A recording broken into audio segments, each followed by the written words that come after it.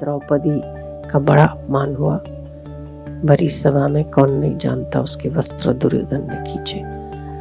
कृष्ण ने एक ही बात बोली, द्रौपदी, प्रतिशोध की अग्नि अगर भीतर धधकती रहेगी ना, कभी भी बुद्धि सही निर्णय नहीं करेगी। तो क्या करो? पहले क्षमा कर दो। क्या ऐसे आदमी को क्षमा कैसे किया जा सकता है? पहले क्षमा कर दो, फिर सोचो क्या करना चाहिए।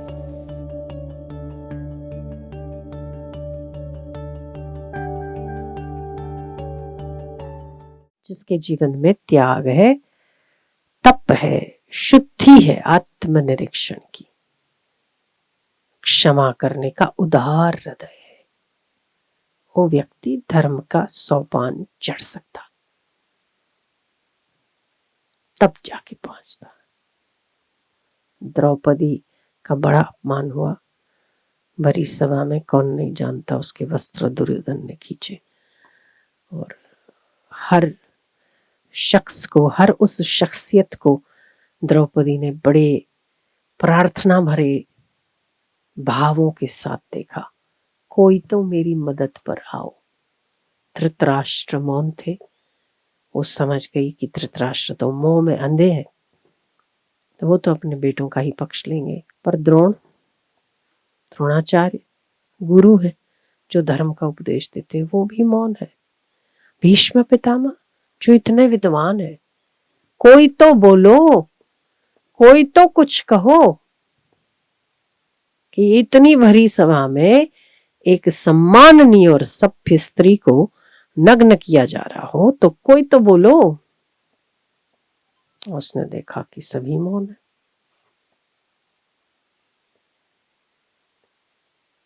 फिर उसको आखिरी आश्रय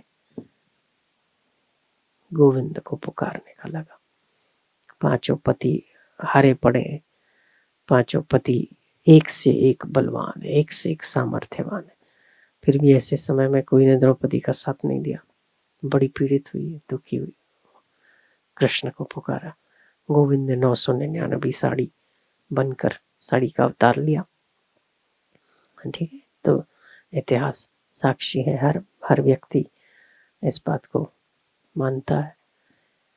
और फिर जो उसके चित्त में जो वेदना हुई, जो पीड़ा हुई, खूब रोई।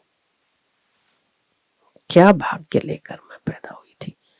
गोविंद केशव क्या है, क्या है। एक इतनी ऐसी मेरी जैसी स्त्री का यज्ञ से उत्पन्न हुई, इतनी पवित्र, और फिर भी ऐसे नीच व्यक्तियों के हाथ से मेरे वस्त्रों का स्पर्श हो, जंघा पीट पीट कर बोला जाए कि वैश्या हो।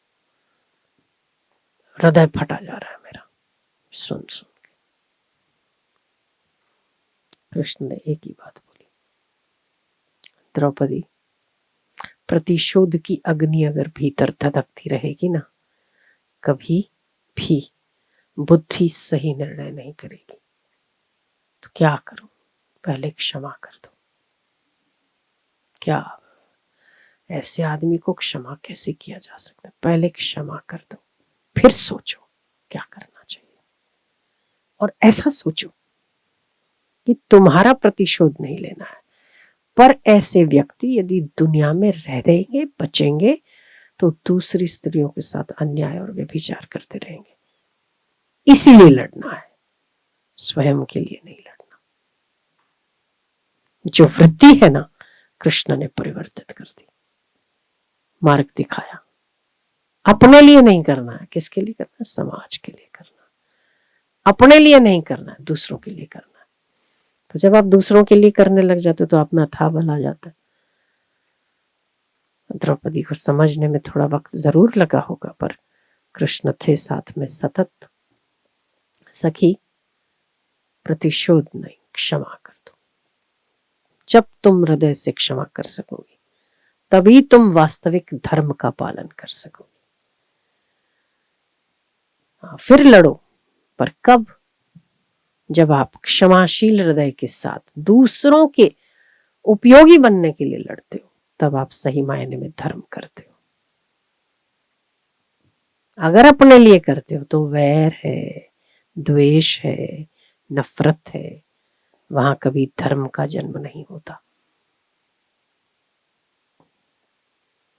कितना सटीक है धर्म, बहुत स्पष्ट है। तो उसमें आप एक निष्ठा, भक्ति, प्रेम कभी शब्दों का मोहताज हुआ ही नहीं। बाबा जब भी एक निष्ठता आई ना, उतना आदमी मौन हो गया। जितना प्रेम प्रकट हुआ उतना आदमी मौन हो जाता। जितनी भक्ति प्रकट होती उतना इंसान चुप हो जाता। जो बड़बोलेपन करे वो तो वैर हो सकता है, नफरत हो सकती है, प्रतिशोध हो सकता है, प्रतिकार हो सकता है। प्रेम, श्रद्धा, भक्ति और एक निष्ठा कभी हो ही नहीं सकती। आप किसी एक व्यक्ति के प्रेम में पड़ जाते हो ना, एक हाड़ मास के प्रेम में पड़ जाते हो, तो आपका चित्त ना बाकी सारी चीजों से उपराम हो जाता है। बोलो है कि नहीं? ठीक है, उस एक का ही चिंतन। कोई कुछ बोल रहा है, आप सुन नहीं रहे हो। कोई कुछ कर रहा है, आपको पता नहीं चल रहा है। क्यों? आप चुप हो जाते हो, है ना, गहरे उतर जाते हो। एक शरीर के प्रेम के चक्कर में भी एक व्यक्ति इतना चुप हो जाता है। ये भक्ति क्या चीज है? अनंत की भक्ति हो, जब गुरु की भक्ति हो, उसके एक निष्ठा का सवाल हो, वो व्यक्ति मौन ही तो होगा। उसको तो बोलने के लिए शब्द भी नहीं होंगे बाबा। हृदय का विषय, बुद्धि का विषय ही नहीं।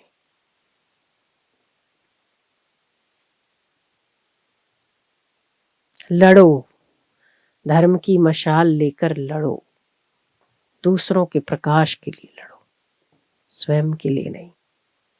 उस पे जान की बाजी लगा देनी पड़े तो दिक्कत नहीं है।